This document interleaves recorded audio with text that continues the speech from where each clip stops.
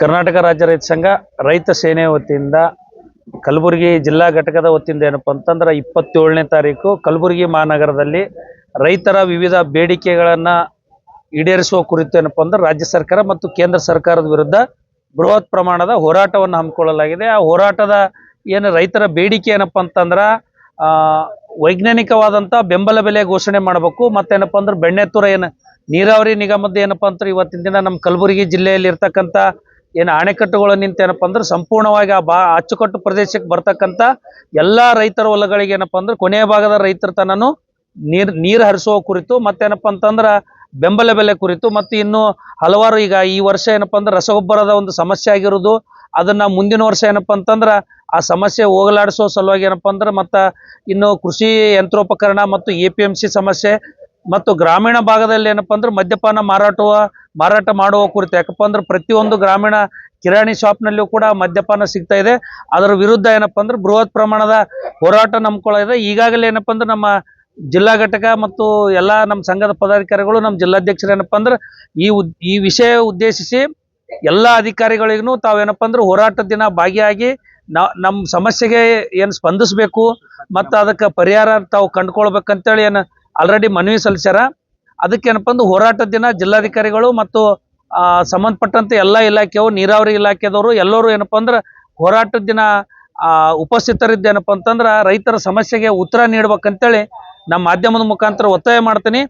ಅಧಿಕಾರಿಗಳು ಯಾರ್ಯಾರಿಗೆ ನಮ್ಮ ಜಿಲ್ಲಾಧ್ಯಕ್ಷರು ಏನು ಮನವಿ ಕೊಟ್ಟಾರ ಅವರೆಲ್ಲ ಅಧಿಕಾರಿಗಳು ಏನಪ್ಪ ಅಂದ್ರೆ ಅವತ್ತಿನ ದಿನ ಹೋರಾಟದಲ್ಲಿ ಆಗಿದ್ದಿಲ್ಲಪ್ಪ ಅಂದ್ರೆ ನಾವು ಹೋರಾಟನ ಕಂಟಿನ್ಯೂ ಮಾಡ್ತೀವಿ, ಹೋರಾಟ ಹಿಂಪಡೆಯೋದಿಲ್ಲ ಅಂತೇಳಿ ಸರ್ಕಾರಕ್ಕೆ ನಾನು ಎಚ್ಚರಿಕೆ ನೀಡ್ತಾ ಇದ್ದೀನಿ, ಜಿಲ್ಲಾ ಆಡಳಿತಕ್ಕೂ ಎಚ್ಚರಿಕೆ ನೀಡ್ತಾ ಇದ್ದೀನಿ.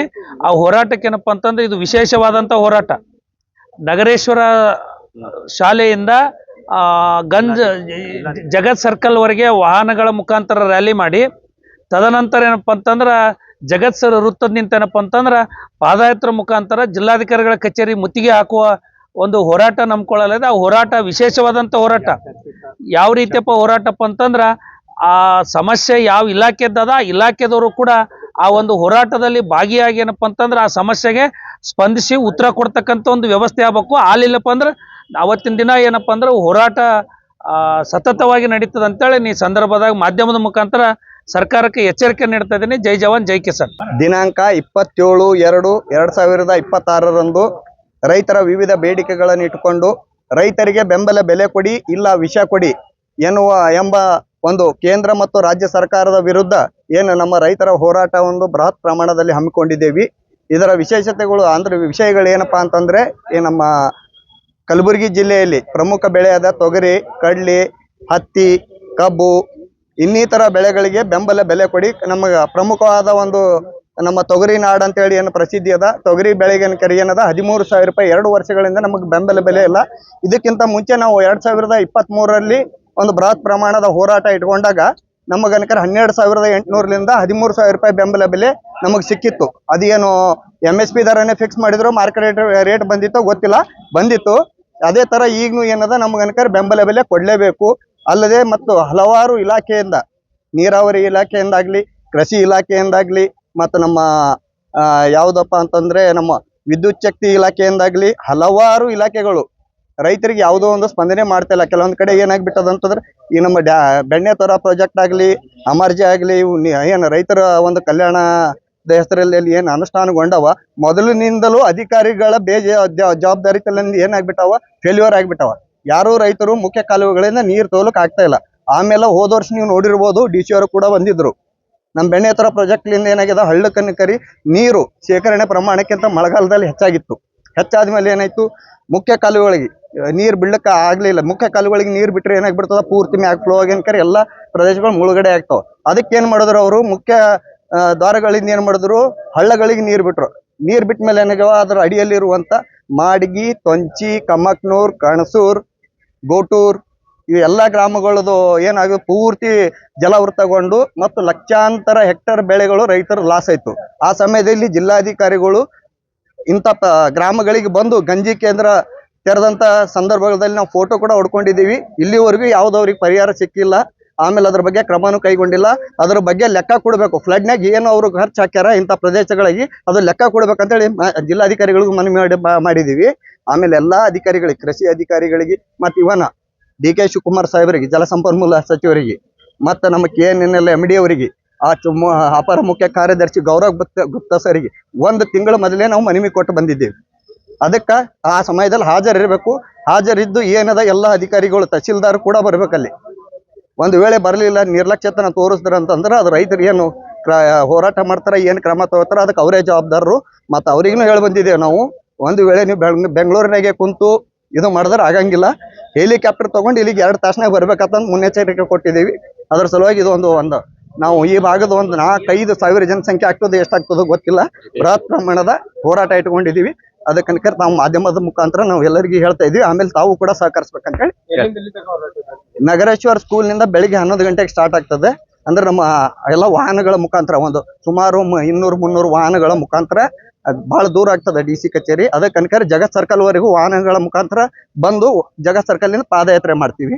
ಆಮೇಲೆ ತಿಮ್ಮಾಪುರ ಸರ್ಕಲ್ ಮಾನವ ಸರಪಳಿ ಮಾಡಿ, ಹೋಸಲ ಮಾನವ ಸರಪಳಿ ಮಾಡಿದೀವಿ. 2-3 ಸಾವಿರ 2-3 ಗಂಟೆ ಏನದ ನಾವು ಪೂರ್ತಿ ಬಂದ್ ಮಾಡಿ ನಮ್ಮ ರೈತರ ಸಮಸ್ಯೆಗಳು ಮತ್ತು ಅಧಿಕಾರಿಗಳು ಏನೇನು ಎಲ್ಲರೂ ಅಲ್ಲಿ ಸಮಕ್ಷಮ ಎದುರಿದ್ದು ರೈತರಿಗೆ ಪರಿಹಾರ ಏನು ಇದು ಮಾಡ್ತಾರ ಅದ್ರ ಬಗ್ಗೆ ನಾವು ಚರ್ಚಿಸ್ತೀವಿ.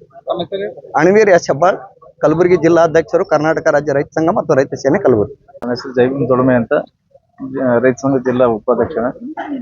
ಈಗ ತಮ್ಮ ಮುಖಾಂತರ ಇದು ಕರ್ನಾಟಕ ನೀರಾವರಿ ಇಲಾಖೆ ಏನಿದೆ ಸರ್ಕಾರಕ್ಕೆ ಗಮನಕ್ಕೆ ತರುವ ಬಯಸೋದೇನಂತಂದ್ರೆ, ಭೂ ಸ್ವಾಧೀನ ಕಾಯ್ದೆ ಪ್ರಕಾರ ಎಲ್ಲ ರೈತರ ಜಮೀನುಗಳು ನಾನಾ ಪ್ರಾಜೆಕ್ಟ್ನಲ್ಲಿ ಗಂಡೂರಿನಾಲ, ಬೆಣ್ಣೆತೊರ, ಅಮರ್ಜ, BLI ಇಂಥವು ಪ್ರಾಜೆಕ್ಟ್, ಮತ್ತು MI ಇದೆ, ಮೈನ್ ಇರಿಗೇಷನ್ ಪ್ರಾಜೆಕ್ಟ್, ಮತ್ತು ರೈಲ್ವೆ ಇಲಾಖೆ ಏನಿದೆ, ಇದು ನ್ಯಾಷನಲ್ ಹೈವೇನಿಂದ ಏನು ಭೂ ಸ್ವಾಧೀನ ರೈತರದು ಮಾಡ್ಕೊಂಡಿದ್ದಾರಲ್ಲ, ವೈಜ್ಞಾನಿಕವಾಗಿ ಮಾಡ್ಕೊಂಡದು ಭೂ ಸ್ವಾಧೀನ ಕಾಯ್ದೆ ಪ್ರಕಾರ ಮಾಡ್ಕೊಂಡ್ರು ಸಹ, ಆದ್ರೆ ಇದುವರೆಗೂ ರೈತರಿಗೆ ಅಂದ್ರೆ ಭೂ ಪರಿಹಾರ ಇನ್ನೂ ಸಂದಾಯ ಮಾಡ್ತಾ ಇಲ್ಲ.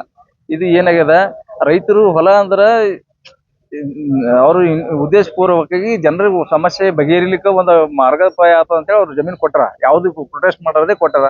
ಅದೇ ಸೈಮಲ್ಟೇನಿಯಸ್ ಅಂದ್ರೆ ಭೂ ಸ್ವಾಧೀನ ಮಾಡ್ಕೊಂಡಂತ ಅಧಿಕಾರಿಗಳು ರೈತರಿಗೆ ಕರೆಕ್ಟ್ ಆಗಿ ಇದು ಇನಿಷಿಯಲ್ ಡೆಪಾಸಿಟ್ ಮಾಡ್ತಾ ಇಲ್ಲ.